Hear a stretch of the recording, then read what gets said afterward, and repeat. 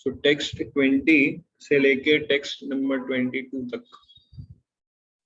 दान के विषय में भगवान कहेंगे। सत्वगुण, रजोगुण और तमोगुण, 3 विषय में रहे। सो टेक्स्ट 20 में भगवान कहते हैं दातव्यम इति यद्दानम दीयते अनुपकारिणे देश काले च पात्रे च तद्दानम सात्विकम स्मृतम। दातव्यम इति यद्दानम, दातव्यम मतलब डोनर, जो डोनेशन देते हैं, जो चैरिटी देते हैं। सो ये चैरिटी वाला पॉइंट बहुत इंपॉर्टेंट है डिवोटीज के लिए, क्योंकि हम एज अ डिवोटी कई बार अलग अलग लोगों से मिलते हैं, या फिर कई बार भगवान की सेवा के लिए हम दान इकट्ठा करने जाते हैं, चंदा इकट्ठा करने जाते हैं। जैसे फॉर एग्जांपल अभी जन्माष्टमी उत्सव गया, तो उसमें सभी डिवोटीज लोग उत्साहपूर्वक फंड रेजिंग सर्विस में पार्टिसिपेट किया।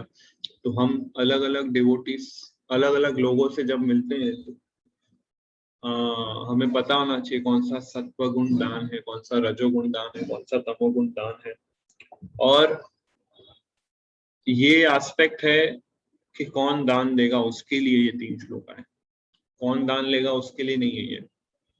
तो एज अ डिवोटीज हम लोग जब डोनेट करते हैं कृष्णा कॉन्शियस सर्विसेज के लिए या कृष्णा कॉन्शियस प्रीचिंग के लिए, तो हमें भी सत्वगुण में रह के दान देना चाहिए, रजोगुण और तमोगुण में नहीं। सो फ्यूचर में जब हम बहुत भगवान की कृपा हुई और हमने बहुत भौतिक लाभ प्राप्त कर लिए, तो उस सारे लाभ को भगवान की सेवा में कैसे लगाया जाए दान देके, वो इम्पोर्टेंट है जानना। तो इसलिए टेक्स्ट 20 सत्वगुण के दान के विषय में बताते हैं। तो उसमें बोलते हैं कि जो दान कर्तव्य समझकर किसी प्रत्युपकार की आशा के बिना समुचित काल तथा स्थान में और योग्य व्यक्ति को दिया जाता है, वह सात्विक माना जाता है। तो कर्तव्य समझकर हमें ये दान देना चाहिए। और किसी प्रत्युपकार की आशा के बिना कि मैं दान दिया तो न्यूज़पेपर में फोटो आना चाहिए, बैनर में मेरा नाम होना चाहिए कि मैंने 1 लाख रुपए दिए, 50 लाख रुपए दिए, या फिर कुछ दान देते हैं, मैं आज इसको दान दे रहा हूँ, कल ये मेरे को कुछ काम करके देंगे, है ना, मेरा गेस्ट हाउस में रूम बुक करा देंगे और मुझे 56 भोग राजभोग प्रसाद पहुंचा, ये भाव से दान नहीं देना चाहिए। तो दान हम दे रहे हैं हमारे उद्धार के लिए, भगवान को हमारे दान की आवश्यकता नहीं है। डोनर्स जो होते हैं उनके अंदर, क्योंकि मोस्टली जो डोनर होते हैं वो लोग भक्त नहीं होते हैं, भक्त डोनर्स भी होते हैं, नॉन डिवोटी डोनर्स भी होते हैं। पर जो नॉन डिवोटी डोनर्स हैं वो ये भाव से सोचते हैं कि मैं मंदिर जाऊंगा तो मेरे को रिस्पेक्ट मिलेगी, मेरा नाम होगा, मेरा नाम अनाउंस होगा। तो उनको ग्रेजुअली उनको ठीक किया जा सकता है। पर अभी हम लोग डिवोटी बन गए और हम, अगर भगवान की कृपा है हमारे ऊपर, भौतिक लाभ बहुत मिला है और हम डोनेशन दे रहे हैं, तो एज ए डिवोटी हमें ये एक्सपेक्ट नहीं करना चाहिए कि हमें दान दे रहे हैं तो मंदिर जो है हमको रिस्पेक्ट देगा, हमको पोस्ट पोजीशन देगा और सारी फैसिलिटीज देगा क्योंकि मैं डोनेशन देता हूँ। तो यहाँ पे भगवान कह रहे हैं कि सत्वगुण में किसी प्रत्युपकार की आशा के बिना, कि विदाउट एक्सपेक्टेशन ऑफ रिटर्न देना चाहिए, और काल स्थान और योग्य व्यक्ति को दिया जाता है, प्रॉपर टाइम पे, प्रॉपर जगह पे और प्रॉपर व्यक्ति को दान देना चाहिए, प्रॉपर ऑर्गेनाइजेशन जो कृष्णा कॉन्शियस प्रचार कर रही है। तो ये है दान इन सत्वगुण, charity in mode of goodness. Yes, तो इसका हाईलाइट पढ़ सकते हैं तात्पर्य। अविचारपूर्ण ढंग से दान देने की संस्कृति नहीं है। आध्यात्मिक सिद्धि को सदैव ध्यान में रखा जाता है। कभी कभी निर्धन को दान करना बस दिया जाता है, लेकिन यदि निर्धन दान देने योग्य नहीं होता तो उससे आध्यात्मिक प्रगति नहीं होती। दूसरे शब्दों में वैदिक साहित्य में अविचारपूर्ण दान की संस्कृति नहीं है। कभी कभी लोग ऐसा सोचते हैं कि किसी जो गरीब है उसको दान दें तो हमारा उद्धार होगा, हमारा भला होगा। पर वो अगर गरीब व्यक्ति उस दान के लायक नहीं है और उससे अगर उसका आध्यात्मिक उन्नति नहीं हो रहा है तो वो दान हमें नहीं देना चाहिए। वो दान शास्त्रों के आधार पर नहीं है, वो हम अपने तर्क वितर्क और मानसिक लेवल पे दान दे रहे हैं। इससे ना हमारा लाभ होगा, ना जिसको दान दे रहे हैं उसका लाभ होगा। इसलिए शास्त्र चक्षु को देख के, शास्त्र चक्षु से हमें चीजों को एनालाइज करना चाहिए और उनको अकॉर्डिंगली हमें यज्ञ दान तपस्या करनी चाहिए।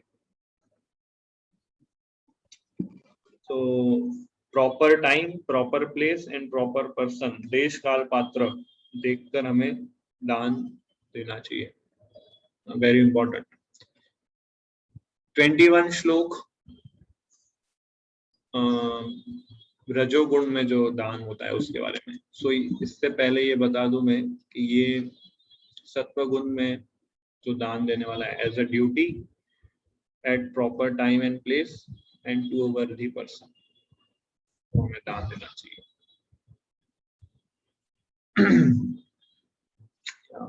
सो 21 श्लोक में बोलते हैं, यत्तु प्रत्युपकारार्थम फलम उद्दिश्य वा पुनः दीयते च परिक्लिष्टम तद्दानम राजसस्कृतम। यत्तु प्रत्युपकारार्थम, के कोई अपेक्षा रख के दान देना, है ना। फलम उद्दिश्य वा पुनः, अपेक्षा का फल जो है उसकी अपेक्षा से रख के दान देना।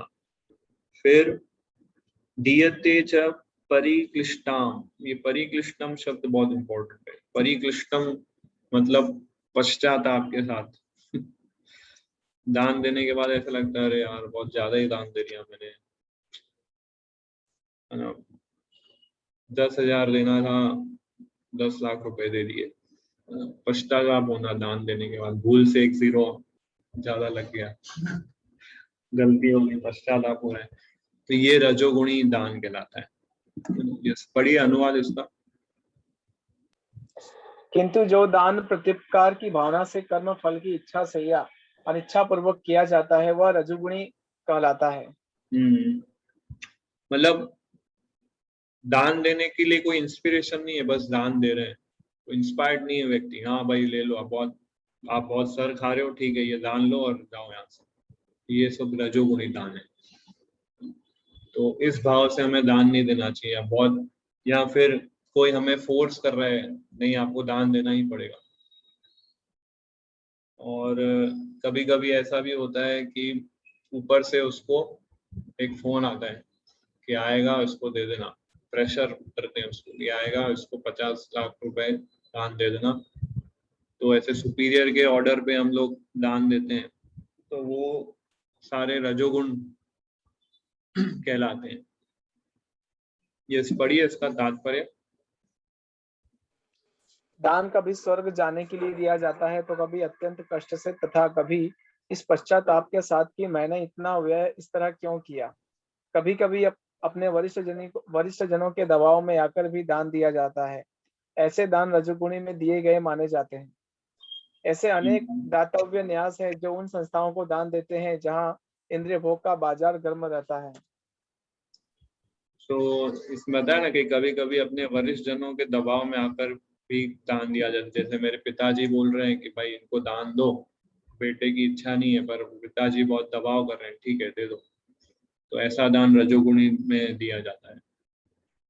तो ऑफ कोर्स दान भगवान की सेवा में कोई भी देता है, उसको भगवान की सेवा में लगाया जाना चाहिए। बट ये बात की जा रही है दान देने वाले व्यक्तियों की, कि उनको किस भाव से दान देना चाहिए। क्योंकि भगवान देखिए कल हमको समझाया यज्ञ और तपस्या के बारे में, अभी दान के बारे में समझा रहे हैं। तो यज्ञ, दान और तपस्या ये 3 चीजें हैं। क्यों? भगवान 18वें अध्याय में बताएंगे कि यज्ञ, दान, तपस्या कभी भी हमें नहीं छोड़ना चाहिए। Never never never. आप चाहे कोई भी आश्रम में हो या कोई भी वर्ण में हो, स्त्री हो, पुरुष हो, कोई भी हो, कहीं भी रहते हो, हमेशा यज्ञ, दान और तपस्या करते रहना चाहिए हमें। इसको कभी गिव अप नहीं करना चाहिए। अगर हमें through out the life Krishna conscious बनना है, through out the life Krishna conscious practice करना है, तो यज्ञ, दान, तपस्या बहुत इंपॉर्टेंट है। और हमें पता होना चाहिए कि हमारे लिए यज्ञ क्या है, दान क्या है, तपस्या क्या है, और सत्व गुण वाले कौन से हैं वो भी हमें पता होना चाहिए।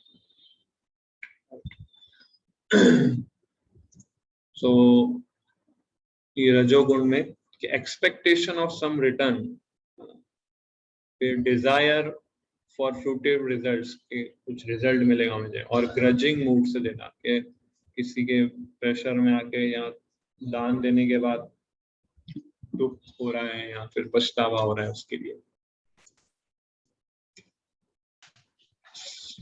22 नंबर में तमोगुणी दान, जिसमें बताते हैं अदेश काले यद दानम अपात्रेभ्यश्च दीयते असत्कृतम अवज्ञातम तत्तामसम उदाहृतम।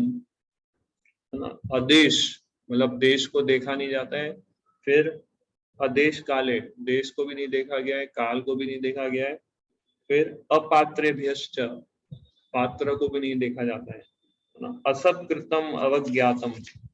असत्कृतम मतलब कि बिना कोई सत्कार दिए, असत्कृतम, विदाउट एनी रिस्पेक्ट। अवज्ञातम मतलब विदाउट एनी अटेंशन, बिना कोई रिस्पेक्ट के, बिना कोई अटेंशन के, बिना कोई आदर सम्मान के जो दान देते हैं, क्या लिखा है? तत्तामसम उदाहृतम, ऐसा दान तामसिक है। पढ़िए अनुवाद। तथा जो दान किसी अपवित्र स्थान में अनुचित समय में किसी अयोग्य व्यक्ति को या बिना समुचित ध्यान तथा आदर से दिया जाता है वह तामसिक कहलाता है। तो अगर हम लोग प्रॉपर ध्यान से, प्रॉपर अटेंशन से और प्रॉपर रिस्पेक्ट से भी अगर हम दान देते हैं, अगर विदाउट प्रॉपर अटेंशन और विदाउट प्रॉपर रिस्पेक्ट के साथ अगर हम ध्यान देते हैं, तो वो भी तमोगुण दान है। भले फिर आप सही व्यक्ति को दे रहे हैं या सही इंस्टीट्यूशन में दे रहे हैं या सही टाइम प्लेस पे दे रहे हैं, बट अगर प्रॉपर अटेंशन, प्रॉपर रिस्पेक्ट नहीं है कि मैं क्यों ये दान दे रहा हूँ, है ना, इसका पर्पस क्या है, वो नहीं है अगर, तो वो इमीडिएटली तमोगुणी दान हो जाता है, तामसिक। पढ़िए उसका तात्पर्य। यहाँ पर मद्यपान तथा द्रुत क्रीड़ा में व्यसनी के लिए दान देने को प्रोत्साहन नहीं दिया गया है। ऐसा दान तामसी है। ऐसा दान लाभदायक नहीं होता, वरन इससे पापी पुरुषों को प्रोत्साहन मिलता है। इसी प्रकार यदि बिना सम्मान तथा ध्यान दिए किसी उपयुक्त व्यक्ति को दान दिया जाए तो वह भी तामसी है। तो कहीं भी हम दान दें तो प्रॉपर रिस्पेक्ट के साथ और प्रॉपर अटेंशन के साथ, मतलब हमें पता होना चाहिए कि हम यहाँ दान क्यों दे रहे हैं और क्या है इसका महत्व, हमें पता होना चाहिए। तो इसलिए दान से कनेक्टेड एक बहुत प्रसिद्ध स्टोरी आती है, कथा आती है श्रीमद् भागवतम के 8वें स्कंद में, बलि महाराज और वामन देव, जिसमें कल एक्चुअली यही बहुत ही महत्वपूर्ण दिन है, वामन देव का आविर्भाव दिवस, जिसमें वामन देव प्रकट हुए थे, और कल ही वो दिन है। और कथा एकदम संक्षेप में अगर मैं बताऊं तो वामन देव जाते हैं बलि महाराज के पास 3 गज भूमि मांगने, और बलि महाराज सोचते हैं कि मैं तो पूरे विश्व का, पूरे ब्रह्मांड का राजा हूं, मैं तो 3 गज भूमि क्यों मांग रहे हो, कुछ मांगो, एटलीस्ट एक कोई राज्य मांग लो या कोई देश मांग लो, 3 गज भूमि से क्या मिलेगा। बट वामन देव जो भगवान के अवतार थे, उन्होंने कहा नहीं, मुझे 3 पग भूमि चाहिए, मैं ब्राह्मण हूँ। अगर व्यक्ति अपने चीजों से संतुष्ट नहीं होता है तो वो, अगर वो पूरे विश्व का भी राजा बन जाता है पर अपने मन को वश में नहीं किया है तो हमेशा असंतुष्ट रहेगा, और असंतुष्ट व्यक्ति कभी प्रगति नहीं कर सकता। तो इतना एक्सप्लेन करके तो वामन देव बोलते हैं 3 कदम लेते हैं तो पहले स्टेप में पूरा पृथ्वी लोक कवर कर लेते हैं, दूसरे स्टेप में पूरा स्वर्ग लोक कवर कर लेते हैं।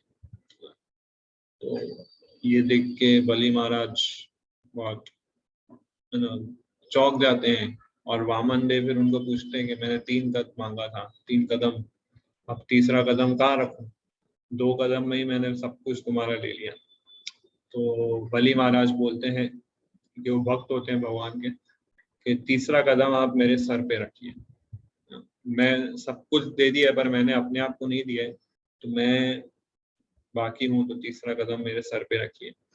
तो तीसरा कदम बलि महाराज के सर पे रखते हैं और बलि महाराज सीधा सूतल लोक पहुंच जाते हैं, जो लोअर प्लेनेटरी सिस्टम होता है वहां।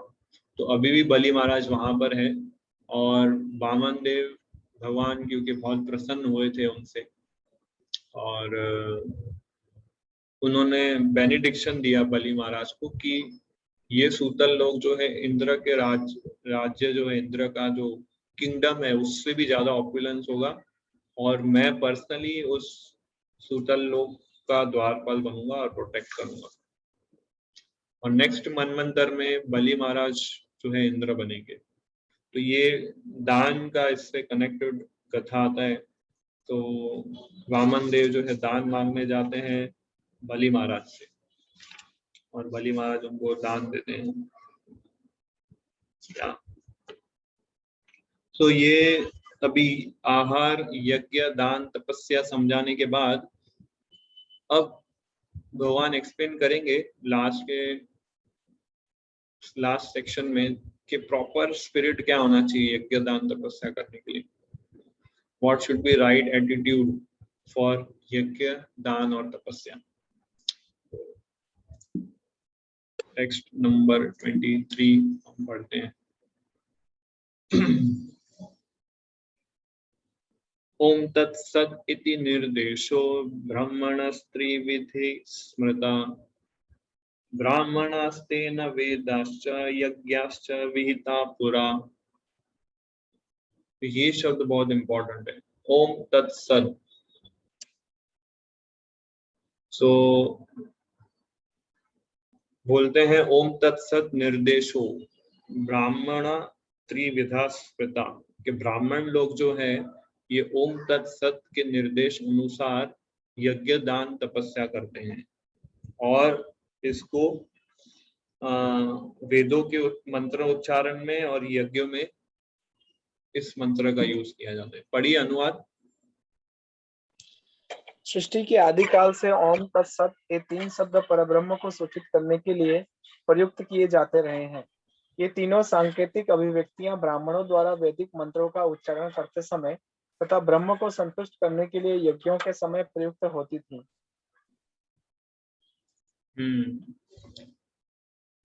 सो इधर अब भगवान बताएंगे कि कभी भी हम यज्ञ, दान, तपस्या करें तो ओम तत्सत इन शब्दों का उच्चारण करना चाहिए, क्योंकि सारे यज्ञ, दान, तपस्या जो भी हम करते हैं वो 3 गुणों से कंटेमिनेटेड होते हैं, दूषित होते हैं। तो वो कंटेमिनेशन से मुक्त होने के लिए कभी भी आप यज्ञ, दान, तपस्या करें तो ओम तत्सत का उच्चारण करके हमें करना चाहिए। कोई भी दान दे ओम तत्सत का उच्चारण करके हमें दान देना चाहिए, ऐसा इसमें भगवान एक्सप्लेन करते हैं। तो ओम तत्सत क्या है, ये प्रभुपाद परपोर्ट में एक्सप्लेन करते हैं कि ओम मतलब भगवान का नाम, तत् और सत, एक्चुअली तीनों ये भगवान भी श्लोक में एक्सप्लेन करेंगे। तो पढ़िए अनुवाद, एक्सप्लेनेशन। जो व्यक्ति शास्त्रों के विधानों को के अनुसार कर्म नहीं करता उसे परब्रह्म की प्राप्ति नहीं होती। भले ही उसे क्षणिक फल प्राप्त हो जाए लेकिन उसे चरम गति प्राप्त नहीं हो पाती। तात्पर्य यह है कि दान, यज्ञ तथा तप को सतोगुण में रहकर करना चाहिए। फिर नेक्स्ट, अब ओम तत्सत के विषय में प्रभुपाद बताते हैं। ये 3 शब्द वैदिक मंत्रों के लिए जाते हैं। ओम इत्येत ब्रह्मणो निर्दिष्टम नाम परम लक्ष्य का सूचक है। फिर तत् त्वामसि दूसरे लक्ष्य का सूचक है, तथा सद एवं सौम्य तृतीय लक्ष्य का सूचक है। ये तीनों मिलकर ओम तत्सत हो जाते हैं। आदिकाल में जब प्रथम जीवात्मा ब्रह्मा ने यज्ञ किए तो उन्होंने इन तीनों शब्दों के द्वारा भगवान को लक्षित किया था। अतएव गुरु परंपरा द्वारा उसी सिद्धांत का पालन किया जाता रहा है। अतः इस मंत्र का अत्यधिक महत्व है। अतएव भगवत गीता के अनुसार कोई भी कार्य ओम तत्सत के लिए अर्थात भगवान के लिए किया जाना चाहिए। जब कोई इन तीनों शब्दों के द्वारा तप, दान तथा यज्ञ संपन्न करता है तो वह कृष्ण भावनामृत में कार्य करता है। तो कहने का तात्पर्य ये है कि जब हम ये ओम तत्सत या फिर भगवान का नाम बोल उच्चारण करके यज्ञ, दान, तपस्या करते हैं तो उस कार्य में जो भी त्रुटियां होती है वो त्रुटियां मिट जाती है, और वो यज्ञ, दान, तपस्या करने से हमारी चेतना में प्रगति होती है, हमारी चेतना की, हमारी कॉन्शियसनेस एलिवेट होती है उससे। तो इसलिए ये पॉइंट कृष्णा इस सेक्शन में बता रहे हैं, यज्ञ, दान, तपस्या करो तो ओम तत्सत। इवन जब आप देखेंगे प्रभुपाद अपने डिसाइपल्स को कभी लेटर लिखते थे या कभी कोई आर्टिकल्स लिखते थे तो आर्टिकल के खत्म होने पे अपना साइन करते थे और लास्ट में ओम तत्सत ऐसा लिखते थे। तो और प्रभुपाद श्रीमद् भागवतम में ये भी बताते हैं कि ओम तत्सत और हरे कृष्ण महामंत्र में कोई डिफरेंस नहीं है। तो इसलिए यज्ञ ओम तत्सत यानी कि हरे कृष्ण महामंत्र, दान मतलब अगर आप लोगों को ये हरे कृष्ण महामंत्र का उच्चारण कराते हो या नॉलेज देते हो उनको भागवतम, भगवत गीता का हरे कृष्ण महामंत्र बोल के, और यज्ञ, दान और तपस्या, तपस्या मतलब हर रोज 16 राउंड 16 माला करना, तो हम ऑलरेडी ओम तत्सत को यूटिलाइज कर रहे हैं यज्ञ, दान, तपस्या के लिए ऐसा।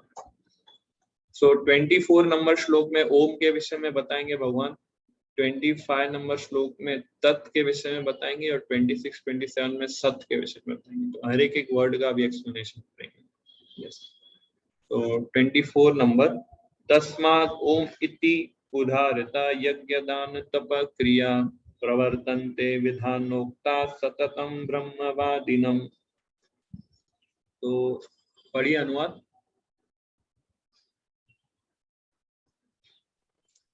अतएव योगी जन ब्रह्म की प्राप्ति के लिए शास्त्रीय विधि के अनुसार यज्ञ, दान तथा तप की समस्त क्रियाओं का शुभारंभ सदैव ओम से करते हैं। तो सभी यज्ञ, दान, तपस्या का शुभारंभ ओम से करते हैं। तो ये ओम शब्द बहुत इंपॉर्टेंट है। बलि महाराज ने जब प्रॉमिस किया था वामन देव को कि ठीक है मैं तुम्हें 3 कद भूमि दूंगा, तो शुक्राचार्य जो बलि महाराज के गुरु थे वो समझ गए थे कि ये जो ब्राह्मण बालक है वो विष्णु है और बलि महाराज को छल करने आया और उनका सब कुछ छीन लेगा। तो शुक्राचार्य ने बोला मत दो दान। तो बलि महाराज बोलते मैंने तो प्रॉमिस कर दिया है दान दूंगा। तो शुक्राचार्य फिर उनको क्या बोलते हैं, तुमने ओम शब्द का उच्चारण किया था, ऐसा पूछते हैं। तो तुम मना कर दोगे नहीं मेरे पास कभी इमरजेंसी आ गई है इसलिए मैं भी दान नहीं दे पाऊंगा, तुमने ऐसे ओम शब्द का भी उच्चारण नहीं किया था दान देते समय, इसलिए तुम नहीं भी दोगे दान तो प्रोटेक्ट रहोगे, कोई पाप नहीं लगेगा। तो ऐसा आर्ग्यूमेंट कर रहे थे शुक्राचार्य जी। तो इसलिए ये ओम शब्द से जो है वो वहां से बिगनिंग होता है। इसमें मैं जैसे ये यस, तो ओम तत्सत टेक्स्ट,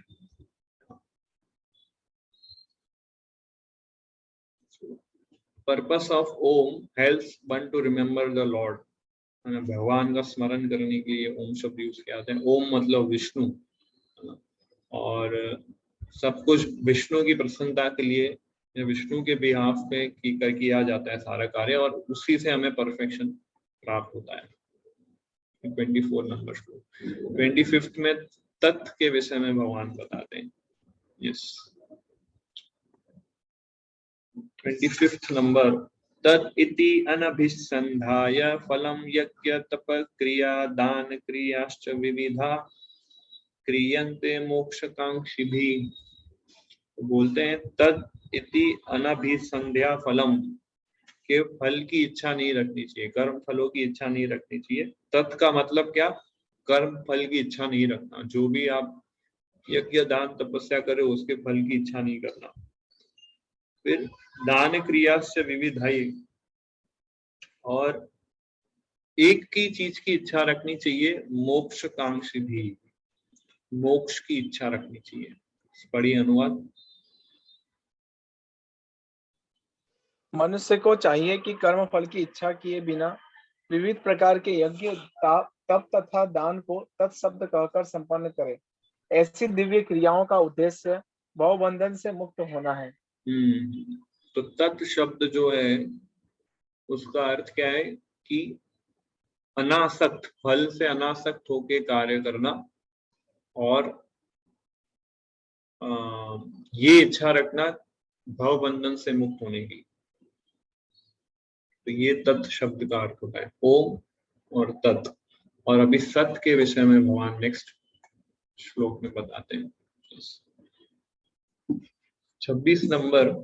सद्भावे साधु भावे च सद इति एतत् प्रयुज्यते प्रशस्ते कर्माणि तथा सच्छब्द पार्थ युज्यते यज्ञे तपसि दाने च स्थिति सद इति चोद्यते कर्म चैव तदर्थीयं सद इत्य एव विधीयते। तो सद्भावे और साधु भावे दो शब्द बहुत इंपॉर्टेंट है इसके अंदर। सद्भावे मतलब भगवान के लिए कार्य करना, और साधु भावे मतलब भक्त के लिए कार्य करना। ये पढ़िए अनुवाद। परम सत्य भक्तिमय यज्ञ का लक्ष्य है और उसे सत शब्द से अभिहित किया जाता है। हे प्रथापुत्र, ऐसे यज्ञ का संपन्न कर्ता भी सत कहलाता है। जिस प्रकार यज्ञ तप तथा दान के सारे कर्म भी परम पुरुष को प्रसन्न करने के लिए संपन्न किए जाते हैं, सत है। तो भगवान इन शॉर्ट ये समझा रहे हैं कि हमें शास्त्रों को फेथफुली, श्रद्धा पूर्वक शास्त्रों के आधार पर हमें पूजा आराधना यज्ञ दान तपस्या करना चाहिए सत्व गुण में रहकर। और ये सारी एक्टिविटीज जो है वो केवल भगवान की प्रसन्नता के लिए होनी चाहिए। और ये सारी एक्टिविटीज करने से हम लोग, हमारे अंदर हमारा शुद्धिकरण होता है, हम लोग प्योरीफाई होते हैं, जिससे हमारे जीवन में ऑस्पिशियसनेस आती है। और वो ऑस्पिशियसनेस जब आती है तो हम भौतिक क्लेशों से मुक्त हो जाते हैं। सो इसलिए ये ओम तत्सत इनडायरेक्टली रिप्रेजेंट करता है भगवान की शुद्ध भक्ति। भगवान की प्रसन्नता के लिए सारे कार्य करने चाहिए।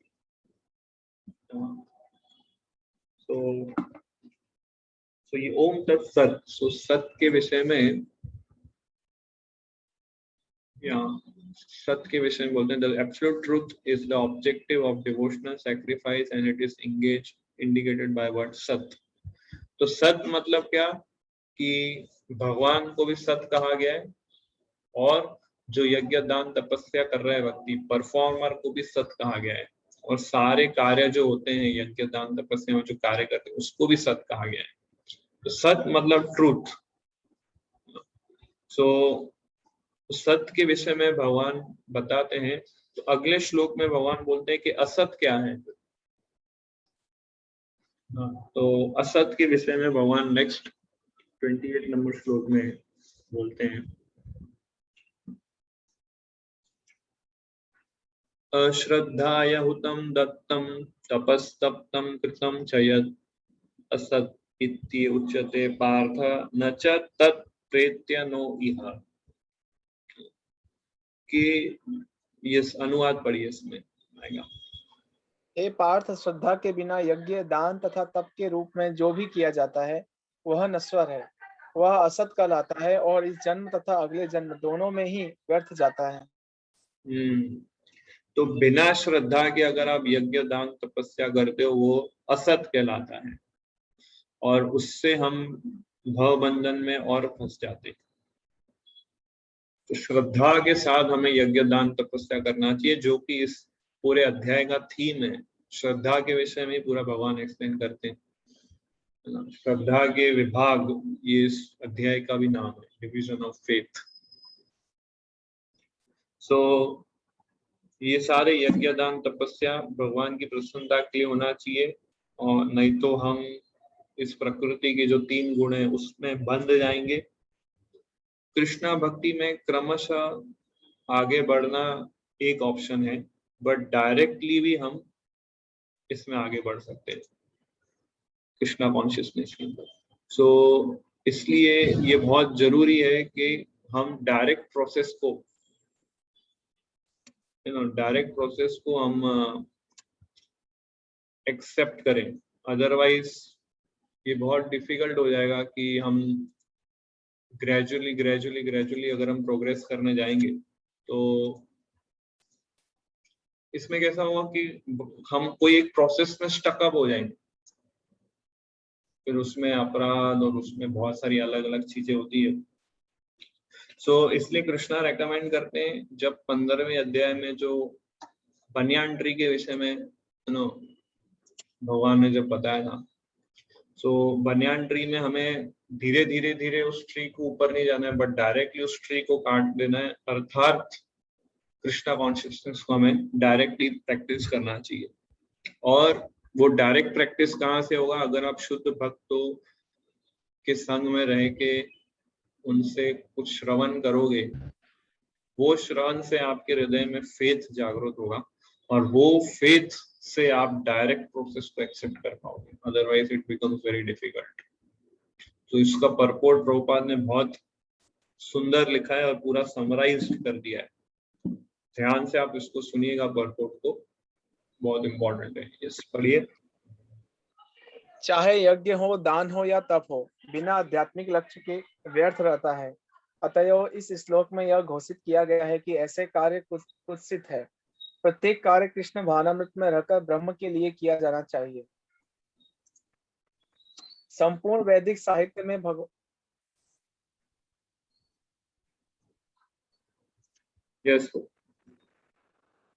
संपूर्ण वैदिक साहित्य में भगवान में श्रद्धा की संस्तुति की गई है।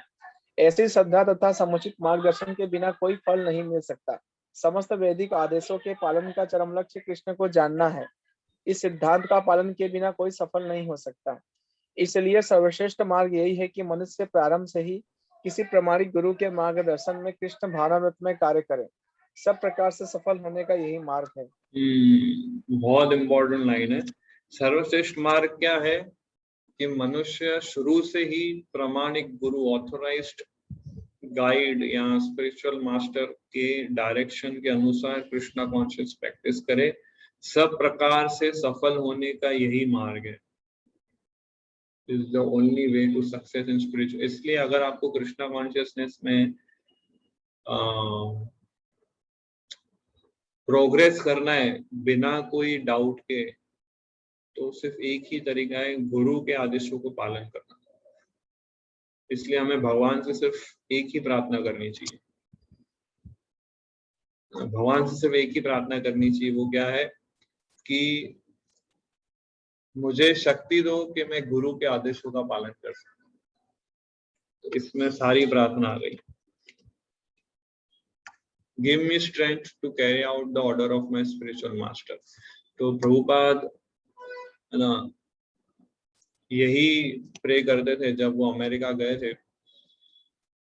और तो कहते थे, इसमें बताते हैं कि मुझे शक्ति दीजिए कि मैं अपने गुरु के आदेशों का पालन कर सकूं। मुझे पता नहीं आपने मुझे यहाँ अमेरिका क्यों भेजा है, जहाँ सब रजोगुण तमोगुण से सब पीड़ित है, तो ऐसे लोग कैसे आपके दिव्य संदेश को समझ पाएंगे। और तब फिर प्रभुपाद ये नाम कहते हैं। यस यस, आगे नेक्स्ट। बौद्ध अवस्था में लोग देवताओं, भूतों या कुबेर जैसे यक्षों की पूजा के प्रति आकृष्ट होते हैं। तो ये यद्यपि पैराग्राफ सतोगुण बहुत इंपॉर्टेंट है। इस पैराग्राफ के अंदर प्रभुपाद ने पूरे 17 चैप्टर की समरी दी है, और ध्यान से आप सुनिए। बौद्ध यद्यपि अवस्था में लोग देवताओं, भूतों या कुबेर जैसे यक्षों की पूजा के प्रति आकृष्ट होते हैं।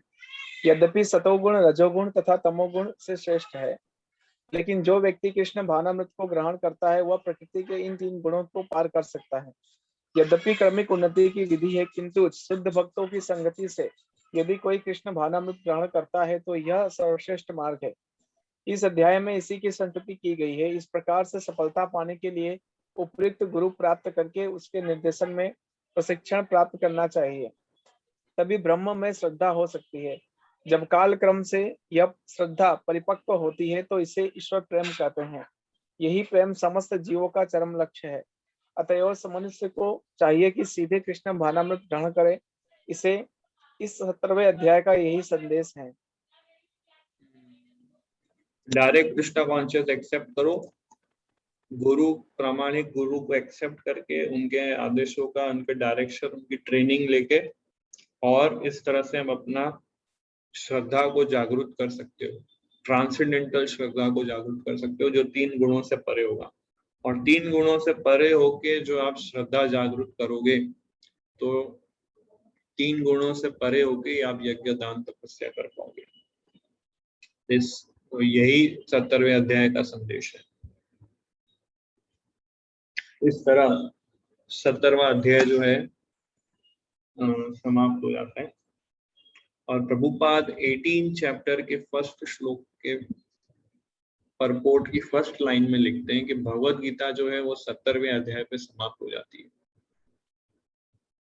पूरी भगवत गीता 17 चैप्टर, 18 चैप्टर जो है वो केवल एक समराइज करते हैं जो भी कृष्णा ने अर्जुन को सिखाया है। पूरे 17 चैप्टर्स की जो समरी है वो पूरी 18 चैप्टर में समराइज करते हैं। सो अनऑफिशियली भगवत गीता यहाँ पे ओवर हो जाती है, ओम तत्सत बोल के।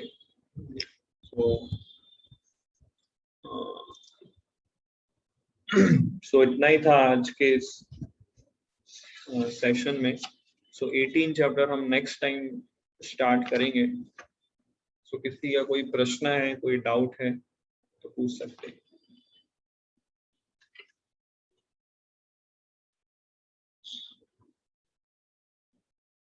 कोई क्वेश्चन, कोई कमेंट्स?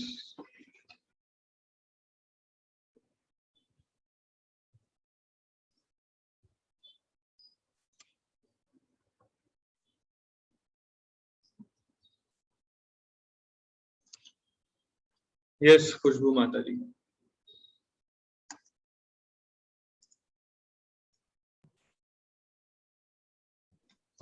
हरे कृष्णा प्रभु जी। हरे कृष्णा।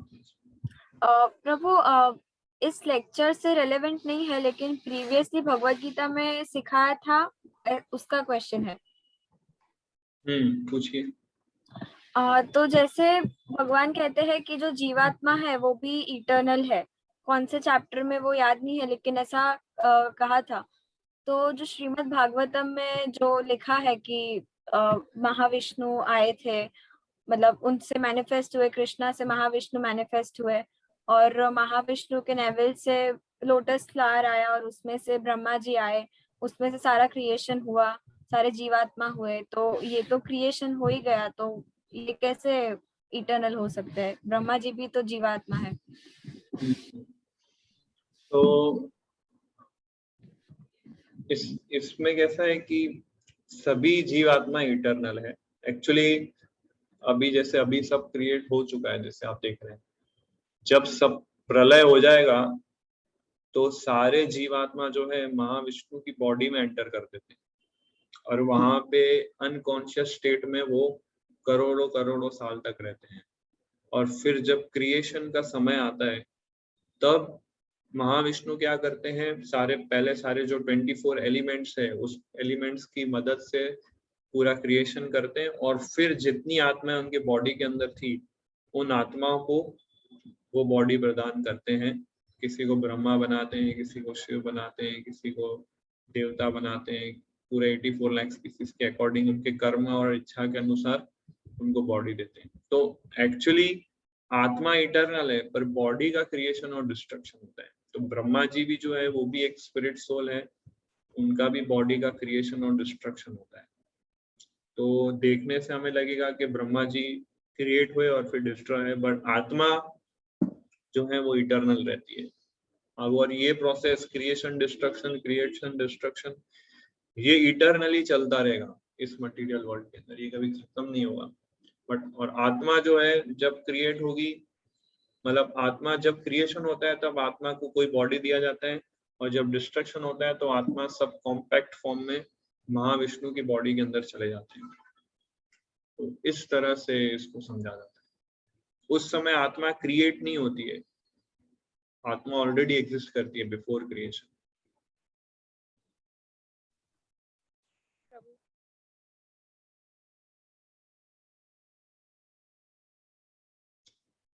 यस मीत प्रभु। हरे कृष्णा प्रभु। प्रभु जो 23rd श्लोक के परपट में प्रभुपाद ने जो 3 लक्ष्य के बारे में बताया था कि ओम शब्द से एक मतलब एक श्लोक था, देन सेकंड वाला तत्व वाला था ना, तत्वमसि वाला। तो जो वो दूसरा लक्ष्य का सूचक है, वो लाइन थोड़ा एक्सप्लेन कीजिए। वो लक्ष्य मतलब 3 लक्ष्य। ओम तत्सत जो है वो 3 श्लोकों में से एक वर्ड उठाए गए हैं और वो मंत्र है। जैसे कि मैं आपको बताता हूँ, जैसे कि ओम शब्द जो है वो यहाँ से उठाए, ओम इत्यते ब्रह्मणो निर्दिष्टम नाम, जो ऋग्वेद से उठाए, और तत्वमसि में से तत् शब्द उठाए, वो छांदोग्य उपनिषद से उठाए। और तीसरा जो है सद एवा सौम्या, वो भी छांदोग्य उपनिषद से उठाए। तो ये 3 अलग अलग श्लोका है, उन 3 श्लोकों में से एक शब्द होता है। इस श्लोक में से ओम उठाए, इस श्लोक में से तत् उठाए, और इस श्लोक में से सद उठाए। तो इसलिए ये तीनों मिलकर ओम तत्सत हो जाते हैं। तो प्रथम लक्ष्य, दूसरा लक्ष्य और तृतीय लक्ष्य जो है वो भगवान ने 24, 25 और 26 नंबर श्लोका में बता दिया है। यस। इस तरह से ये तो प्रभु जी काफी बार मैंने लेक्चर्स में भी सुना है कि जो मायावादी होते वो ये वाला जो सेकंड वाला है ना, तत्वमसि वाला, वो ज्यादा उनका स्लोगन रहता है। हाँ, उनका ज्यादा स्लोगन रहता है। हाँ, तो इसको मतलब उन्होंने लक्ष्य अपने सेकंड जो लक्ष्य है कि डिजायर के बिना जो मतलब दान करने वाला है। Yes yes. तो वो मायावाद से कैसे रिलेट हो रहा है, वो मतलब समझ में नहीं आया। तत्वमसि मतलब मायावादी लोग ऐसा समझते हैं कि मैं ही वो भगवान हूँ, तत्वमसि। तो मायावादी जनरली इस तरह से संबोधित करते हैं कि मैं भगवान हूं, तो कैसे तत्वमसि, मैं भी वही हूँ, वो मैं ही हूँ, ऐसा करके। तो इस तरह से वो इस मंत्र को लेते हैं। यस प्रभु, मतलब बेसिकली वो मिस इंटरप्रेट कर रहे हैं ये तत्व वाले शब्द को। Yes yes yes. Okay Prabhu, thank you. Hare Krishna. Yes, और कोई प्रश्न किसी को? यस विशाल प्रभु। प्रभु जी, अगर जो आपने एस्पेक्ट्स बताए, अगर इनमें दान इनके थ्रू, वॉइस आपका बहुत कम आ रहा है, वॉइस नहीं आ रहा है। ये सोचिए एक मिनट।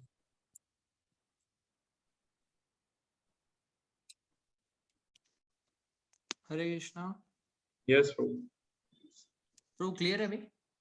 हाँ क्लियर है। यस प्रभु। तो ये एस्पेक्ट्स अगर ध्यान रख के अगर दान नहीं दिया गया तो क्या प्रभु वो कर्माज में चला जाएगा? हाँ, वो कर्म में प्रकृति के 3 गुणों के आधार पर वो कर्म लगेगा उसका फिर। यस, ओके, मतलब प्रभु पुण्य कर्माज में चले जाएगा वो। पुण्य कर्म में बोल सकते हैं। यस। और प्रभु हमने अगर अच्छे मूड में रखा, जैसा कि मैंने पहले ऐसा इसी विषय में सुना है कि अगर हमने किसी को दान किया और वो तो हमने तो पुण्य कर्मास में चला गया, लेकिन अगर दान लेने वाला व्यक्ति उस चीज का गलत इस्तेमाल करता है तो वो हमारे बुरे कर्मों में भी जा सकता है। हाँ, उसका जब वो गलत इस्तेमाल करेगा तो उसका 50% आपको लगेगा, क्योंकि आपने उसको मदद की बुरे कार्य करने के लिए। तो जो भी गलत काम करेगा उसका 50% आपको जाएगा। तो प्रभु क्या ये हमारे इंटेंशंस इम्पोर्टेंट नहीं है? नहीं, intentions important, actually intention important है, पर इंटेंशन ही काम नहीं करता है, नॉलेज भी इम्पोर्टेंट है। ओके, नॉलेज, हमें नॉलेज होना चाहिए कि कहाँ सही तरह से दान देना चाहिए, किस व्यक्ति को नहीं देना चाहिए। वो अगर सिर्फ इंटेंशन ही इम्पोर्टेंट होता तो गीता बोलने की आवश्यकता नहीं थी। भगवान ने गीता में नॉलेज दिया है हमको कि सत्वगुण दान क्या है, रजोगुण दान क्या है, तमोगुण दान क्या है। सो इंटेंशन तो मेरा भी अच्छा होगा, आपका भी अच्छा होगा, सबका अच्छा होगा, बट व्हाट शास्त्र सेज वो महत्वपूर्ण है। सो नॉलेज लेना बहुत जरूरी है, और वो नॉलेज ग्रास्प करके हमें अपने इंटेंशन को कल्टीवेट करना चाहिए। Without the help of knowledge अगर हम इंटेंशन को कल्टीवेट करेंगे तो रिस्क है कि हम कर्म फैक्टर में बंद जाएंगे। प्रभु एक और क्वेश्चन है। जैसा आपने बोला कि अगर हमने ये सोचा है, मतलब जो रजोगुण में आ गया था वो पुण्यास में भी चला गया था और रजोगुण में भी चला गया था, अगर हम सत्वगुण में भी दान करना चाहते हैं, पर हमारे मन में ये आया कि इसका क्या होगा, या यार इतना नहीं देना था। तो प्रभु बहुत मुश्किल है ये टेंडेंसी को बनाना, या ये बात सोचना या नहीं सोचना। तो प्रभु ये तो इसका कुछ सॉल्यूशन बताइए। इसका सॉल्यूशन यही है कि कृष्णा के लिए ही आप कार्य करो। वो दुख हमें क्यों होता है कि ज्यादा दान दे दिया हमने, वो दुख हमें इसलिए होता है क्योंकि हम अपने फलों से आसक्त हैं। पर कृष्णा के लिए ही अगर हम कार्य करेंगे, कृष्णा की प्रसन्नता के लिए ही सारे फलों को ऑफर करेंगे, तो ज्यादा दे भी दिया तो हमें तो प्रसन्नता होगी, कृष्णा की और सेवा अच्छे से होगी। तो क्योंकि हमने कृष्णा को केंद्र में रख के वो नहीं किया, इसलिए हमें दुख होता है कि अरे इतना दान नहीं देना चाहिए था, वो पछतावा होता है। सो ये अपने आप में प्रूफ है कि हमने जितने कार्य किए वो कृष्णा की प्रसन्नता के लिए नहीं किए। हम अटैच हो गए थे अपने कार्यों से, हम अटैच हो गए थे अपने फल से, हम अटैच हो गए थे अपने एसेट से, इसलिए दुख हो रहा है। बट अगर ज्यादा चला भी जाए तो उसे दुख नहीं होना चाहिए, क्योंकि उसके क्या भाव आएगा कि कृष्णा की और अच्छे से सेवा होगी, भगवान की इच्छा थी, तो वो प्रसन्न ही रहता है हमेशा। इसलिए कृष्णा की प्रसन्नता के लिए कार्य करना पड़े। वो कॉन्शियसनेस, वो इंटेंशन होना चाहिए कि मैं किस इंटेंशन से बिजनेस जॉब कर रहा हूँ, फॉर प्लेजर ऑफ कृष्णा की for pleasure of my body and my family. वो इंटेंशन कल्टीवेट करना है हमें।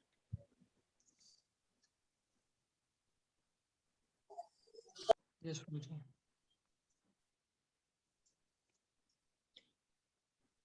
ठीक है विशाल ब्रो, और कुछ? यस प्रभु, this is well. Yes yes, Khushboo माता जी। प्रभु जी, जैसे आपने बताया कि नॉलेज भी इम्पोर्टेंट है, तो जैसे डिवोटीज होते हैं तो वो प्रीचिंग एक्टिविटीज करते हैं, फॉर एग्जांपल बुक डिस्ट्रीब्यूशन करते हैं, तो जो बुक्स लेते हैं वो लोग भी दान देते हैं, पैसे देते हैं, पैसे दे के बुक्स लेते हैं। तो अब उनके पास तो नॉलेज नहीं है, उनको तो ऐसा ही लगेगा कि मैं बुक्स के लिए पैसे दे रहा हूँ तो ये मेरे पुण्य एक्टिविटीज में चला जाएगा, लेकिन एक्चुअली ये पुण्य से भी ऊपर है। यस, तो उनको कर्म फल लगेगा। उनको कर्मफल लगेगा या नहीं लगेगा वो मैं नहीं कह सकता, बट वो भक्ति से जुड़ जाएंगे, चाहे इस जन्म में या नेक्स्ट जन्म में। और जब वो भक्ति से जुड़ जाएंगे तो ये जो उन्होंने जो एक्टिविटी की है उससे वो मुक्त हो जाएंगे, वो श्योर है। अगर जाने अनजाने में अगर उन्होंने कोई प्रभुपाद की बुक खरीद ली या प्रभुपाद के मिशन में कुछ डोनेट कर दिया, या 2 रुपए या 10 रुपए या 100, 500, 1000, जो कुछ भी, ये कृष्णा कॉन्शियस मूवमेंट इतना पावरफुल है, अग्नि की तरह है। कुछ भी अग्नि में डालोगे वो भस्म होके प्योरीफाई हो जाएगा। तो अगर उसने जो भी इंटेंशन से दिया है, क्योंकि वो परंपरा में सही पात्र हो गया है, इसलिए वो भी कृष्णा से कनेक्ट हो जाएगा। तो भले उसने प्रॉपर कॉन्शियसनेस, प्रॉपर एटीट्यूड से डोनेट नहीं किया है, चैरिटी नहीं दी है, और हो सकता है उसको कर्मा भी लगे, बट क्योंकि उसने दिया to right person in proper discipline succession, वो सूनर और लेटर कृष्णा से कनेक्ट हो जाएगा। और कृष्णा से एक बार वो कनेक्ट हो गया तो प्योरीफाई हो जाएगा। इस तरह से इसको देखा जाता है। यस विशाल, बट इसमें एक और इम्पोर्टेंट चीज कि फॉर हम लोग जब बुक डिस्ट्रीब्यूशन में जाते हैं या फंड रेजिंग करने जाते हैं, तो हमें किसी को फोर्स नहीं करना है कि आप दान दीजिए। हमें किसी को ज्यादा परसुएट नहीं करना है कि नहीं है प्रभु जी आपको देना ही पड़ेगा वरना मैं जाऊंगा नहीं, आप जब तक नहीं देंगे मैं यहाँ से नहीं जाऊंगा। तो इस तरह से हमें फोर्स नहीं करना चाहिए, और ना हमें उनसे कुछ फैसिलिटी एक्सपेक्ट करनी चाहिए कि मुझे आप दान दीजिए और मुझे ये करिए, मेरा पर्सनल काम ये थोड़ा कर दीजिए, है ना, मेरा मोबाइल रिचार्ज करवा दीजिए, या फिर मेरे कपड़े मेरे को डोनेट कर दीजिए। इस तरह से हमें नहीं करना है। हमें प्रॉपर प्रभुपाद को, गुरु शिष्य परंपरा को रिप्रेजेंट करते हुए जाना चाहिए और उनको इंस्पायर करना चाहिए कि आप चैरिटी देंगे तो उससे आपका लाभ होगा। तो इस वे से उनकी कॉन्शियसनेस को हमें कल्टीवेट करना चाहिए, फिर वो दान हमें दे तो वो सबसे बेस्ट माना जाता है। और कई बार हम देखते हैं, कई बार डिवोटीज बहुत प्रेशर करते हैं, नहीं आपको बुक लेना ही पड़ेगा, बहुत अच्छा है, बहुत अच्छा है, अच्छा है, सर प्रेशर करके उनको दे देते हैं और वो भी प्रेशर में आके ले लेता है। तो प्रभुपाद कहते थे somehow distribute my books, but हमें ध्यान रखना है कि ऑर्गेनाइजेशन का नाम खराब नहीं होना चाहिए, प्रभुपाद का नाम नहीं स्पॉइल होना चाहिए, और बुक्स भी जानी चाहिए, और लोग कृष्णा कॉन्शियसनेस भी बनने चाहिए। अल्टीमेट उद्देश्य ये होना चाहिए हमारा। यस विशाल प्रभु। प्रभु 2 क्वेश्चन है। पहला आपने संकीर्तन का निकाला बात, इसलिए एक क्वेश्चन है पहला कि अभी वर्ल्ड होली नेम वीक मतलब महोत्सव चल रहा है पूरे दुनिया में, बुक डिस्ट्रीब्यूशन हो रहा है इस्कॉन की तरफ से। तो प्रभु मेरा इससे रिलेटेड ये प्रश्न है कि जब हम बुक डिस्ट्रीब्यूशन जाते हैं तो मैक्सिमम टाइम्स प्रभु ये कॉन्शियसनेस नहीं रहती है कि हमें इनको बुक देना है, इनका उद्धार होगा, प्रभुपाद की सेवा होगी। प्रभु बस उस वक्त ये रहता है ज्यादा से ज्यादा बुक डिस्ट्रीब्यूट करो, बड़ा टारगेट, मतलब ये पर्सनली मेरा ऐसा रहता है प्रभु कि ज्यादा पैसा, मतलब हाँ। तो प्रभु ये है तो मतलब ये अपराध हुआ कि क्या प्रभु? ये तो गलत ही ये है ना? अपराध नहीं है, ये हमारे लिए बात हो रही है कि फॉर एग्जाम्पल टारगेट लेके चलते हैं कि मेरे को 50 गीता डिस्ट्रीब्यूट करनी है, तो ये टारगेट लेके चलना बिल्कुल अपराध नहीं है, और ये एनकरेज किया है प्रभुपाद ने। वी शुड डू, टारगेट बना के हमें सर्विस करनी चाहिए कि मेरे को जन्माष्टमी के लिए 20 लाख रुपीस का फंड रेजिंग करना है, या फिर मुझे 500 भगवत गीता डिस्ट्रीब्यूट करनी है। तो ये जो टारगेट बना के चलते हैं बिल्कुल गलत नहीं है। प्रभुपाद रादर इसको एंकरेज करते थे, और डिवोटीज के बीच में कंपटीशन भी करते थे प्रभुपाद कि इन्होंने 1000 बुक्स बांटी, आप कितनी डिस्ट्रीब्यूट कर सकते हैं। वो बोलेगा मैं 2000 करूंगा, तो ये बोलता है मैं 3000 करूंगा। तो ये कंपटीशन भी प्रभुपाद कहते थे कि ये जो है स्पिरिचुअल कंपटीशन है। यहाँ पे देखा जा रहा है कि कृष्णा को सबसे अच्छी तरह से कौन प्रसन्न कर सकता है, कौन कितना अच्छे से भगवान को प्रसन्न कर सकता है। तो ये गलत नहीं है कि हम ऐसा टारगेट बना के चलते हैं। चैतन्य महाप्रभु भी जब थे तो टारगेट देके सेवा करवाते थे। नित्यानंद प्रभु हरिदास ठाकुर को भेजते थे और फिर एंड में शाम को रिपोर्ट मांगते थे कि कितना कार्य किया आपने, कितने लोगों से मिले, कितने लोगों ने हरि नाम को एक्सेप्ट किया, कहाँ ऑब्स्टेकल है।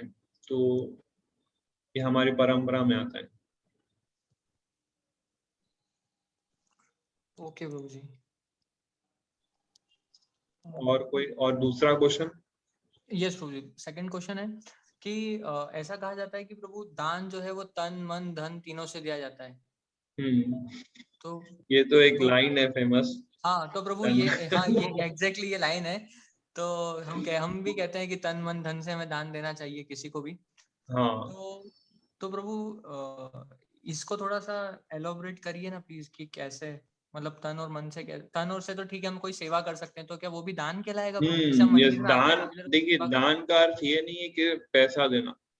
यस प्रभु। जैसे मैं अभी ये भगवत गीता पढ़ता हूँ, आप लोग को आप लोग को मैं सुनाता हूँ, तो ये भी एक दान है।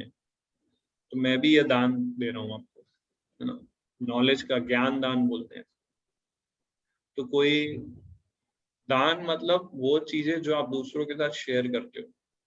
बुक डिस्ट्रीब्यूशन भी एक दान वाली एक्टिविटी। आप उस लोगों को बुक डिस्ट्रीब्यूशन, बुक्स दे रहे हो, लोगों को नॉलेज दे रहे हो।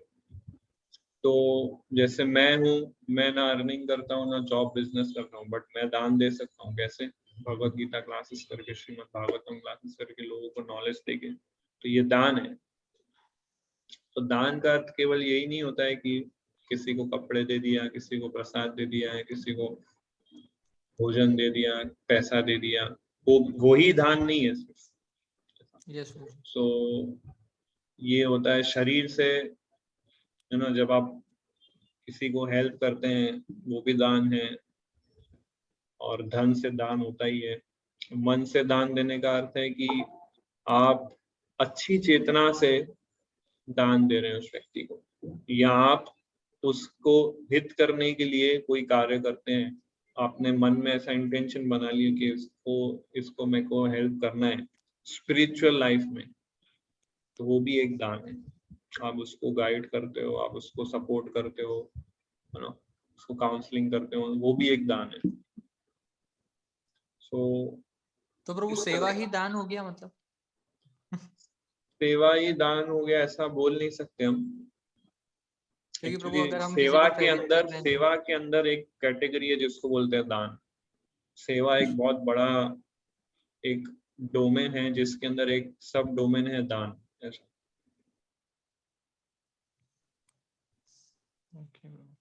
तो सेवा के अंदर में दान आता है। अलग अलग सेवाएं होती है, उसमें से एक दान होता है। फिर और बहुत सारी चीजें होती है, प्रसाद वितरण या फिर मंदिर मार्जन, ये सब सेवा में आता है। उसमें एक सेवा है दान।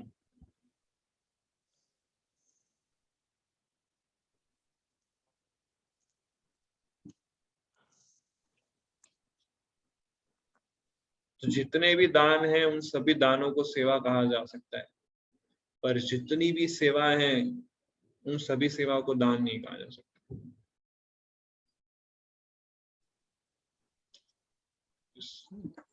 और कोई प्रश्न?